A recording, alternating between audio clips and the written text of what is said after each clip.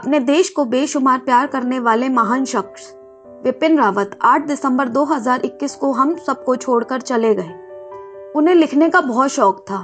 उनकी लिखी हुई एक लाइन में से एक थी, उन देशभक्तों की बराबरी हम नहीं कर सकते जो सियाचिन की ठंड में देश की सेवा करते हैं, जो दर्शाती थी कि वो अपने देश की ईमानदारी से सेवा और रिस्पेक्ट करते।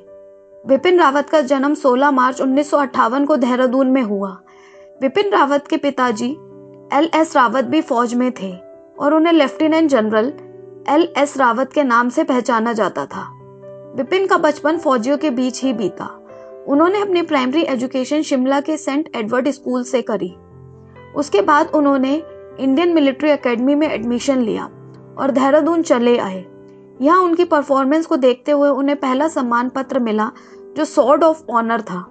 उसके बाद उन्होंने अमेरिका में पढ़ाई करने का मन बनाया और वो अमेरिका चले गए। यहाँ उन्होंने सर्विस स्टाफ कॉलेज ग्रेजुएशन की, साथ में उन्होंने हाई कमांड कोर्स भी किया। अमेरिका से लौट आने के बाद उन्होंने आर्मी में शामिल होने का मन बनाया। उन्हें अपने प्रयासों में सफलता 16 दिसंबर 1988 में मिली। उन्हें गोरखा 11 राइफल की 5वीं बटालियन में शामिल किया गया। यहीं से उनका सैन्य सफर शुरू हुआ। उनकी एक फेमस लाइन भी कहती कि पद कोई भी हो, उसे सही तरीके से निभाने के लिए टीम वर्क बहुत जरूरी है। आर्मी में अपना सफर शुरू करने पर उन्होंने टीम वर्क समझा और वहां के रूल्स फॉलो करते हुए आगे बढ़ते रहे। विपिन रावत ने एक इंस्टीट्यूट में बताया कि अपनी जिंदगी में उन्होंने गोरखा में रहते हुए जो सीखा वो कहीं और सीखने को नहीं मिला। यहाँ उन्होंने आर्मी नीतियों को समझा और नीतियों के निर्माण में कार्य किया।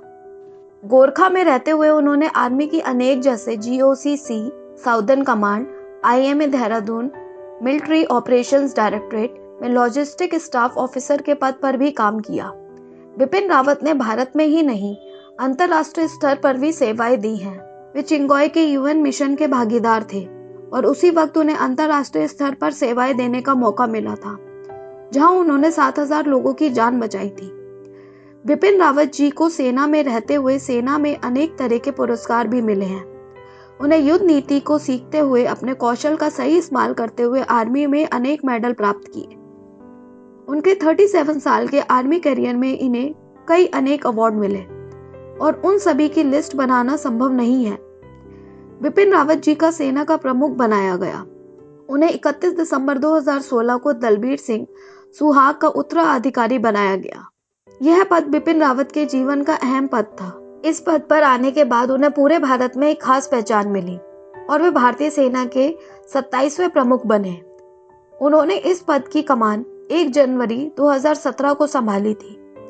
विपिन रावत ने सेना के प्रमुख पद से 31 दिसंबर 2019 को भारतीय सेना के प्रमुख पद से इस्तीफा दिया और उन्होंने देश के पहले CDS अधिकारी की कमान संभाली।